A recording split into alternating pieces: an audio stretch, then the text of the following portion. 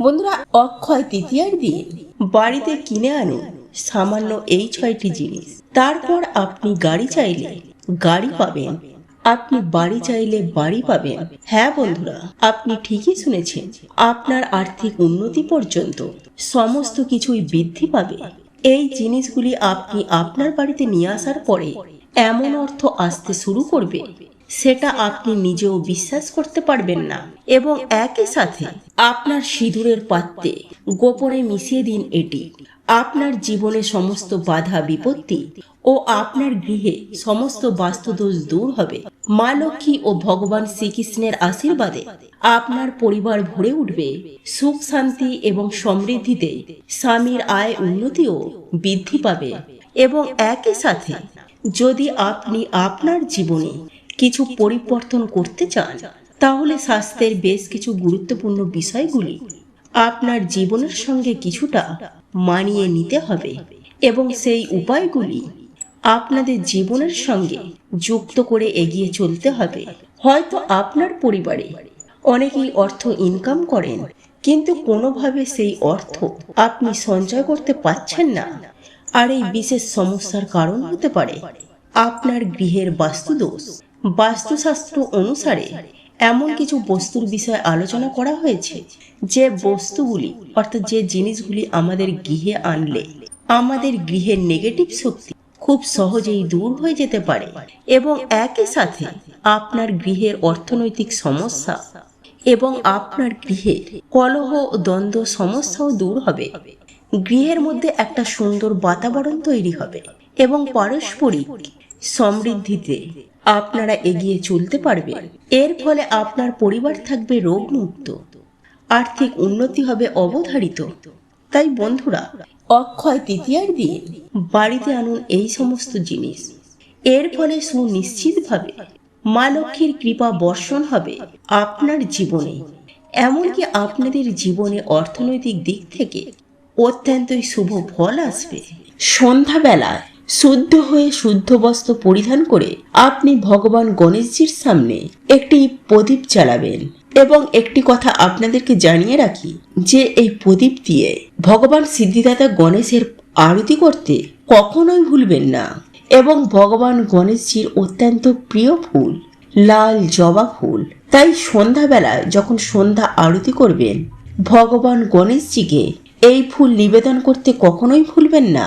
অক্ষয় তৃতীয়ার এই বিশেষ দিনে যেমন মা লক্ষ্মীর আশীর্বাদ পাওয়া যায়, ঠিক একইভাবে ভগবান গণেশজির আশীর্বাদও গৃহস্থ বাড়ির ওপর বর্ষিত থাকে। এই দিন পুজো অর্চনা বাড়িতে অবশ্যই করবেন। এবং তারই সাথে সাথে যদি আপনি আপনার সিঁদুরের পাত্রে গোপনে এই জিনিসটি মিশিয়ে দিতে পারেন, তাহলে আপনার জীবনে যাবতীয় সমস্যার সমাধান কিন্তু হয়ে যাবে। আজকের পর্বে আমি আপনাদের সাথে আলোচনা করব অক্ষয় তৃতীয়ার দিন এই বিশেষ তিথিতে আপনারা এই উপায়টি কিভাবে করবেন এবং কি কি সতর্কতা অবলম্বন করবেন। তাই আমার সকল দর্শক বন্ধুদের অনুরোধ করব যে আজকের এই ভিডিওটি একদমই স্কিপ না করে সম্পূর্ণ ভিডিওটি দেখবেন। এবং ভিডিওটি দেখার পর যদি ভালো লাগে, তাহলে ভিডিওটিতে অবশ্যই একটি লাইক করে দেবেন এবং নিজের আপনজনদের সাথে শেয়ার অবশ্যই করবেন, যাতে তারাও ভিডিওটি দেখে উপকৃত হয়। এবং কমেন্টে জয় মা লক্ষ্মী লিখতে কখনোই ভুলবেন না। চলুন বন্ধুরা, আসা যাক মূল পর্বে। প্রথমেই আপনাদেরকে জানিয়ে দিই বন্ধুরা, এবার জেনে নেওয়া যাক অক্ষয় তৃতীয়ার দিন কোন 6টি জিনিস আনলে আপনারা সৌভাগ্যের অধিকারী হবেন। বন্ধুরা, আমি সবার প্রথমেই বলবো যে স্বস্তিক চিহ্ন। বন্ধুরা, বাস্তুশাস্ত্র অনুসারে স্বস্তিক চিহ্নের গুরুত্ব অপরিসীম। আমাদের গৃহের পজিটিভ এনার্জি প্রবেশ করে আমাদের প্রধান দরজা দিয়ে। তাই প্রত্যেক বাড়ির প্রধান দরজা পরিষ্কার পরিচ্ছন্ন রাখা উচিত। এবং একই সাথে প্রধান দরজার সামনে অক্ষয় তৃতীয়ার দিন স্বস্তিক চিহ্ন অঙ্কন বা কোনো মেটেলের স্বস্তিক চিহ্ন এনে লাগিয়ে দেওয়া, এটা অত্যন্ত শুভ বলে মনে করা হয় বাস্তুশাস্ত্র মত অনুসারে। আর এমনটা করলে মা লক্ষ্মী অত্যন্তই প্রসন্ন হন। তাই বন্ধুরা, আপনার বাড়ির দরজা যদি দুপাল্লার হয়, তাহলে অবশ্যই দুই দিকে দুটি স্বস্তিক চিহ্ন লাগান। যদি মেটালের কোনো স্বস্তিক চিহ্ন না আনতে পারে তাহলে লাল রং বা লাল আবির দিয়ে বা লাল সিঁদুর দিয়ে এবং তারই সাথে অল্প একটু ঘি মিশিয়ে একটি পেস্ট বানিয়ে আপনারা ওটিকে দিয়ে স্বস্তিক চিহ্ন অঙ্কন করতে পারেন। যেখানেই স্বস্তিক সেখানেই শান্তি ও স্বস্তি এবং সেখানেই সমৃদ্ধি। তাই এই পবিত্র অক্ষয় তৃতীয়ার দিন অবশ্যই বাড়ির দরজায় স্বস্তিক চিহ্ন অঙ্কন করুন। এরপর দ্বিতীয় যে বস্তুটির কথা বলবো তা হলো কচ্ছপ। বন্ধুরা, বাস্তুশাস্ত্র মতে কচ্ছপের গুরুত্ব অপরিসীম।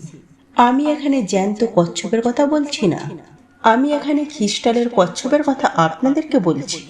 বাস্তুশাস্ত্র অনুসারে কচ্ছপ গৃহে আনা অত্যন্তই শুভ।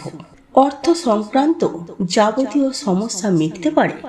এই কচ্ছপ দোল পূর্ণিমার দিন গৃহে এনে সঠিক জায়গায় যদি স্থাপন করে, খ্রিস্টাল এবং মেটালের কচ্ছপ অত্যন্তই শুভ। সনাতন ধর্ম অনুসারে কচ্ছপ অত্যন্তই শুভ এবং সৌভাগ্যের প্রতীক হিসাবে মনে করা হয়। ভগবান শ্রীহরির একটি বিশেষ রূপ হল এই কুর্ম অবতার বা কচ্ছপ অবতার। যে গৃহে পূজার স্থানে কচ্ছপ রাখা হয় সেই গৃহে মাতা লক্ষ্মীর অত্যন্তই শুভ আশীর্বাদ থাকে।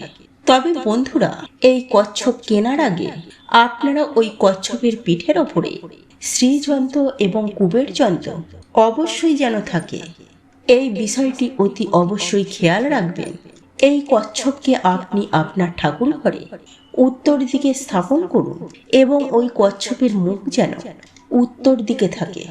এর ফলে আপনি সুনিশ্চিতভাবে দেখতে পাবেন আপনার সমস্ত রকমের আর্থিক সমস্যা দূর হতে থাকবে, আপনার আর্থিক উন্নতি হতে বাধ্য হবে। বন্ধুরা, এই কচ্ছপকে ঠাকুর ঘরে রাখার জন্য একটি প্লেট ব্যবহার করবেন এবং তাতে সামান্য একটু জল দেবেন এবং তার উপরে আপনি ওই কচ্ছপটিকে রাখবেন। বন্ধুরা, তৃতীয় যে জিনিসটির কথা বলবো তা হলো জলের পাত্র। বাস্তুশাস্ত্রের উত্তর দিক হলো অর্থ অর্থাৎ ধনের দিক। উত্তর দিক যতটা শুভ হবে আপনার অর্থনৈতিক ক্ষেত্র ততটাই শুভ হবে, এমনটাই বাস্তুশাস্ত্রে বলছে। এই বিশেষ দিক হলো কুবের এবং মাতা লক্ষ্মীর বিশেষ দিক এবং এই দিকে যদি আপনারা একটি মাটির পাত্রের মধ্যে আপনারা জল রাখতে পারেন তাহলে বন্ধুরা এই পবিত্র অক্ষয় তৃতীয়ার দিন মাটির পাত্র কিনে আনুন এবং ওই মাটির পাত্রটি আপনি যখন কিনে আপনি আপনার বাড়িতে প্রবেশ করবেন তখন ওই মাটির পাত্রটির মধ্যে জল ভর্তি করে নিয়ে আসবেন এবং আপনারা ওই জল খাবারের জন্য ব্যবহার করতে পারেন। এর ফলে ধীরে ধীরে আপনাদের অর্থনৈতিক জনিত যত রকমের সমস্যা আছে সকল সমস্যা সুনিশ্চিতভাবে দূর হবে। তাই এই পবিত্র অক্ষয় তৃতীয়ার দিন মাটির কোনো পাত্র বা ঘোড়া অবশ্যই আপনারা বাড়িতে কিনে আনুন। এর সাথে আরো একটি বিষয় অবশ্যই আপনারা খেয়াল রাখবেন, দেখবেন মাটির পাত্রের জল যেন কখনো খালি না হয়ে যায়। চতুর্থ আমি যে বস্তুটির কথা বলবো তা হলো লবণ। হ্যাঁ বন্ধুরা, আমি এই বিষয়ে অনেক ভিডিওটির মাধ্যমে আপনাদেরকে জানিয়েছি যে লবণের মধ্যে মাতা লক্ষ্মীর বসবাস করেন। আর আপনি যদি মা লক্ষ্মীর কৃপা পেতে চান তাহলে এই পবিত্র অক্ষয় তৃতীয়ার দিন অবশ্যই বাড়িতে কিনে আনুন কিছুটা পরিমাণ লবণ। এর ফলে আপনি সুনিশ্চিতভাবে আর্থিক উন্নতি করতে পারবেন। এছাড়াও সর্বশেষ যে জিনিসটি আনার কথা বলবো তা হলো ঝাড়ু বা ঝাঁটা। হ্যাঁ বন্ধুরা, আপনারা সকলেই জানি যে ঝাড়ু বা ঝাঁটাকে আমরা মা লক্ষ্মীর স্বল্পা হিসাবে জানি। তাই মা লক্ষ্মীর অশেষ কৃপায় ধনবান হয়ে উঠতে এবং সুখ শান্তি ও আনন্দময় জীবন যাপন করতে, পরিবারে রোগ মুক্ত থাকতে অবশ্যই এই পবিত্র অক্ষয় তৃতীয়ার দিন ঝাড়ু বা ঝাঁটা বাড়িতে কিনে আনুন। এর ফলে আপনার পরিবার যেমন রোগ মুক্ত থাকবে ঠিক তেমনি আপনার আর্থিক উন্নতি হবে অবধারিত। বন্ধুরা, আমি আশা করব আপনারা বিষয়গুলি ভালোভাবে বুঝতে পেরেছেন। বন্ধুরা, আপনারা হয়তো কম বেশি প্রত্যেকেই জানেন যে হিন্দু সনাতন ধর্মে প্রত্যেকটা দিন প্রত্যেকটি দেব দেবীদের জন্য নির্ধারিত এবং একই সঙ্গে মনে করা হয় যে বুধবার হলো ভগবান গণেশজির বার। আর এমন একটি দিনে হিন্দু ধর্মে মনে করা হয় যে স্ত্রী তার সিঁদুরের শক্তিতে স্বামীকে যে কোনো বিপদ থেকে বাঁচাতে পারেন। প্রাচীন কাল থেকে হিন্দু মহিলারা তার স্মৃতিতে স্বামীর জন্য সিঁদুর পরেন। সিঁদুরকে মহিলাদের 16টি শৃঙ্গারের মধ্যে একটি মানা হয়। বিবাহিত মহিলাদের এক প্রকার প্রতীক হিসাবেও দেখা হয় সিঁদুরকে।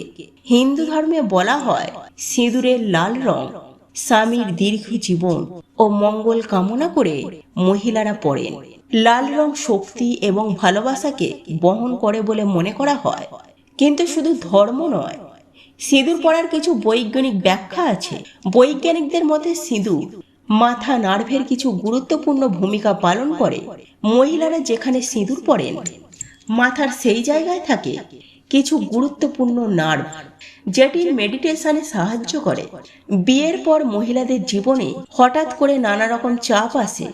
সিঁদুরের মধ্যে থাকা পদার্থ মাথা ঠান্ডা রাখতে সাহায্য করে। তাই সিঁদুর মন ও শরীর উভয়ের পক্ষেই খুবই কার্যকরী। কিন্তু ধার্মিক অর্থে মনে করা হয় যে সিঁদুর শক্তির প্রতীক, লাল রং সৃষ্টির প্রতীক এবং মনে করা হয় সিঁদুরের মধ্যে মা লক্ষ্মীর বাস। তাই মা লক্ষ্মীকে মাথায় ধারণ করা হয় সিঁদুর হিসাবে, যাতে মা লক্ষ্মী পরিবারের ওপরে আশীর্বাদ দেন, স্বামী স্ত্রীর মধ্যে ভালোবাসা অটুট থাকে এবং পরিবার থেকে দুঃখ দারিদ্রতা দূরে থাকে। আজকাল আধুনিক জীবনযাত্রার বশবর্তী হয়ে অনেক মহিলারা হয়তো সিঁদুর পরেন না, কিন্তু বেশিরভাগ মহিলারাই সিঁদুর পরে থাকে নিজেদের স্ব ইচ্ছায়। চলুন বন্ধুরা, এবার আমি আপনাদেরকে বলে দিই অক্ষয় তৃতীয়ার দিন আপনারা সিঁদুরে কি মেশাবেন। বেশিরভাগ বাড়িতেই এই দিন মা লক্ষ্মীর পূজা হয়। এই তিথিটি কিন্তু অত্যন্ত পবিত্র একটি তিথি। এই দিন খুব সকাল সকাল ঘুম থেকে উঠবেন এবং সমস্ত বাসি কাজকর্ম সেরে আপনার ঘর দুয়ার খুব ভালো করে পরিষ্কার পরিচ্ছন্ন করে নেবেন। ঝাড়ু দিয়ে মোছা দিয়ে আপনি আপনার ঘর পরিষ্কার করে স্নান সেরে নেবেন। স্নান সেরে শুদ্ধ বস্ত্র পরিধান করে ঠাকুর ঘরে চলে আসবেন এবং সেই দিন মা লক্ষ্মীকে নতুন একটি ওড়না অবশ্যই পরাবেন। এই দিন একটি মালা অবশ্যই নিবেদন করবেন। মা লক্ষ্মীকে যখন আপনারা সিঁদুর পরান তখন সেই সিঁদুরটি নিয়ে নিজের শাখায়, নিজের নোয়ায় এবং নিজের সিঁথিতে অবশ্যই দিয়ে দেবেন। মা লক্ষ্মীর সামনে প্রদীপ এবং ধূপকাঠি জ্বালাতে কিন্তু কখনোই ভুলবেন না। যেরকমটা আপনি পারবেন সেরকম সাধ্যমতো আপনি নৈবেদ্য সাজিয়ে দেবেন মায়ের কাছে। এবং বন্ধুরা, মা লক্ষ্মীর যে সিঁদুর আছে, অর্থাৎ ঠাকুর ঘরে মা লক্ষ্মীর যে গোলা সিঁদুর রয়েছে, যা দিয়ে আপনারা ঘট স্থাপন করেন, যেই সিঁদুর আপনারা মা লক্ষ্মীকে পরান, সেই সিঁদুরে নিয়ে নেবেন একটি 1 টাকার কয়েন, অর্থাৎ 16 আনার কয়েন আপনি নিয়ে নেবেন। সেই 16 আনার কয়েনটি খুব ভালো করে গঙ্গা জল দিয়ে ধুয়ে নেবেন। গঙ্গা জল দিয়ে শুদ্ধ করার পর একটি পাত্রে 1 টাকার কয়েনটি রেখে মা লক্ষ্মীর সেই গোলা সিঁদুরের তিলক 1 টাকার কয়েনটিতে একটি লাগিয়ে দেবেন। তারপর সেই 1 টাকার কয়েনটিতে ধান, দূর্বা এবং একটি ফুল নিবেদন করে মা লক্ষ্মীর সামনে সেটিকে রেখে দেবেন। বন্ধুরা, তারপর আপনারা যেভাবে নিত্য পূজা আরাধনা করেন ঠিক সেভাবেই আপনারা পুজো অর্চনা করবেন। আপনার ঠাকুরের সিংহাসনে যে সকল দেব দেবতারা আছে সবাইকে আপনারা পুজো অর্চনা করবেন। পুজো অর্চনা হয়ে যাওয়ার পর আপনি আপনার ঠাকুর ঘর থেকে বেরিয়ে আসবেন। মা লক্ষ্মীর চরণের সামনে সেই 1 টাকার কয়েনটি রেখে দেবেন সারাদিন। এরপর বন্ধুরা, সন্ধ্যাবেলায় যখন আপনারা সন্ধ্যা দিতে যাবেন তখন মায়ের চরণের কাছ থেকে সেই 1 টাকার কয়েনটি আপনি নিয়ে নেবেন। তার ওপরে থাকা ধান, দূর্বা এবং ফুলগুলি সরিয়ে নেবেন। মা লক্ষ্মীর কাছে থাকা সেই যে 1 টাকার কয়েনটি, সেটিকে মা লক্ষ্মীর সিঁথিতে ঠেকাবেন। তারপর নিজের মাথায়, অর্থাৎ নিজের সিঁথিতে ঠেকাবেন। তারপর আপনি যেখান থেকে সিঁদুর পরেন সেই সিঁদুরের জায়গাটিতে ওই 1 টাকার কয়েনটি রেখে দেবেন। অনেকেই বলেন এটি রূপোর কয়েন হলে সব থেকে বেশি ভালো হয়, কিন্তু আমি বলবো না যে রূপোর কয়েন রাখুন। আমি শুধু এটিই বলবো যে আপনি 1 টাকার কয়েন রাখুন। অনেক মতে রূপো এবং সিঁদুর একসাথে ভালো যায় না, তাই সেক্ষেত্রে আপনারা 1 টাকার কয়েন ব্যবহার করতে পারে, এতে কোনো অসুবিধা নেই বন্ধুরা। এবার বলে রাখি কিছু কিছু সতর্কতা যা সিঁদুর পরার সময় সমস্ত বাড়ির গিন্নিদের মেনে চলা উচিত। প্রথম যেটি হচ্ছে, আপনি শুদ্ধ হয়ে তারপর সিঁদুর কৌটে হাত দেবেন। বন্ধুরা, সিঁদুর আমরা পরি স্বামীর মঙ্গলের জন্য, সংসারের সার্বিক মঙ্গলের জন্য। তাই সিঁদুর রাখার জায়গাটি অত্যন্ত পবিত্র একটি জায়গা। তাই স্নান সেরে শুদ্ধ বস্ত্র পরিধান করে তারপরেই সিঁদুর পরবেন। ঘুম থেকে উঠে বা বাসি বস্ত্রে সিঁদুর পরবেন না। একদম ভেজা চুলে সিঁদুর পরবেন না। চুল খুলে সিঁদুর পরবেন না। চুলটাকে সামান্য বেঁধে নেবেন, তারপর সিঁদুর পরবেন। চুল সামান্য শুকিয়ে তারপরেই সিঁদুর পরবেন। সিঁদুর কখনো ডান দিকে বা বাম দিকে পরবেন না, এটা পরা কিন্তু অত্যন্ত অশুভ। সিঁদুর সবসময় মাথার মাঝখান বরাবর সিধে কেটে তারপরই পরুন। সপ্তাহের মধ্যে যে কোনো একদিন, বিশেষ করে যদি সম্ভব হয় বৃহস্পতিবার দিন, আপনার নিজের স্বামীর হাত থেকে সিঁদুর অবশ্যই পরবেন। এতে স্বামী এবং স্ত্রীর মধ্যে সম্পর্ক অটুট হয়, মজবুত হয়। বন্ধুরা, আজকের যে উপায়টি আমি বলে দিলাম, এই উপায়টি আপনারা যদি সঠিকভাবে করতে পারে, তাহলে আপনার স্বামীর অর্থনৈতিক ভাগ্যে রাতারাতি উন্নতি আসতে বাধ্য হবে। আপনার স্বামী যদি কোনো কাজে বাধাপ্রাপ্ত হয়ে থাকে, অর্থাৎ চাকরিতে বা কোনো ব্যবসায় বাধা আসছে, অথবা এমন হচ্ছে ব্যবসা চলছে কিন্তু খুব একটা বেশি লাভ করতে পারছেন না, ওই বাধাগুলো কিন্তু কেটে যাবে, অর্থনৈতিক ভাগ্যের উন্নতি ঘটবে। আর বলে রাখি বন্ধুরা, সিঁদুর সবসময় আপনার স্বামীর রোজগারের পয়সায় কিনে তারপরে পরবেন। কোথা থেকে বা কারোর কাছ থেকে পাওয়া সিঁদুর কিন্তু আপনারা পরবেন না, এতে সংসারে কলহ অশান্তি বাড়ে। আপনি মন্দিরে সিঁদুর দান করতে পারেন, কিন্তু আপনাকে সিঁদুর কেউ যদি উপহার হিসাবে দেয়, সেটিকে আপনি ব্যবহার করবেন না। এই জিনিসটি কিন্তু একদমই ব্যক্তিগত। তাই সর্বদাই নিজের স্বামীর রোজগারের পয়সায় কেনা সিঁদুর পরবেন। এতে স্বামী স্ত্রীর মধ্যে সম্পর্ক অটুট হয়। বন্ধুরা, যদি আপনাদের মধ্যে দাম্পত্য কলহ বা ঝগড়াঝাটি ঝামেলা খুব বেড়ে থাকে, তাহলে আমি একটি সিঁদুরের টোটকা বলে দিচ্ছি। এটিও আপনারা করতে পারেন এবং এটি আপনারা অক্ষয় তৃতীয়ার দিন রাতে করতে পারেন। বন্ধুরা, আপনাদের দুজনের যে বিছানা, আপনাদের দুজনের যে বালিশ, তার ঠিক মাঝখানে তোষকের নিচে কাপড়ের পুটুলির মধ্যে করে মা লক্ষ্মীর সিঁদুর আপনারা রাখতে পারেন। এতে স্বামী স্ত্রীর সম্পর্ক মধুর হয়। আর বলে রাখি বন্ধুরা, যে সিঁদুর কখনো অসহজ গায়ে পরবেন না। অনেক সময় আমাদের বাড়িতে শুভ অসুজ হয় বা কালো অসুজ পড়ে। এই দুই রকম অসুজেই কিন্তু আপনি যে সিঁদুরের কৌটোয় মা লক্ষ্মীর আশীর্বাদের 1 টাকার কয়েন রেখেছেন, সেই সিঁদুরের কৌটোতে কিন্তু কখনোই হাত দেবেন না। আপনি সম্পূর্ণ অসুজ কাটিয়ে তারপর শুদ্ধ হয়ে গায়ে গঙ্গা জল ছিটিয়ে তারপরেই সেই সিঁদুরের কৌটো থেকে হাত দেবেন। বন্ধুরা, যতদিন সেই সিঁদুর কৌটোর মধ্যে, ততদিন সেই সিঁদুরের কৌটো দিতে 1 টাকার কয়েন তো রাখবেনই। এরপর যখন আপনি নতুন সিঁদুরের কৌটো কিনবেন, সেই 1 টাকার কয়েনটি মা লক্ষ্মীর আশীর্বাদ নিয়ে তারপর আবার সিঁদুরের সাথে মেশাবেন। তো এই ছিল আমাদের আজকের ভিডিও। ভিডিওটি কেমন লাগলো তা কমেন্ট করে অবশ্যই নিজের মতামত জানাবেন। ভালো লেগে থাকলে অবশ্যই একটি লাইক করবেন।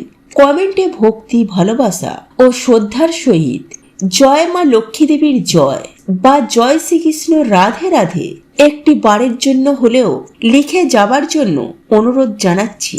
আর আপনি যদি আমাদের চ্যানেলে নতুন দর্শক হয়ে থাকেন, তো বিশেষভাবে অনুরোধ করব চ্যানেলটি অবশ্যই সাবস্ক্রাইব করে পাশে থাকা নোটিফিকেশন বেল আইকনটি অন করে রাখবেন। তাহলে সকলে সুস্থ থাকুন, ভালো থাকুন, পরম করুণাময় ঈশ্বরের অশেষ কৃপায়। তো আবারও কথা হবে আপনাদের সাথে নতুন কোনো ভিডিওর বিষয় নিয়ে।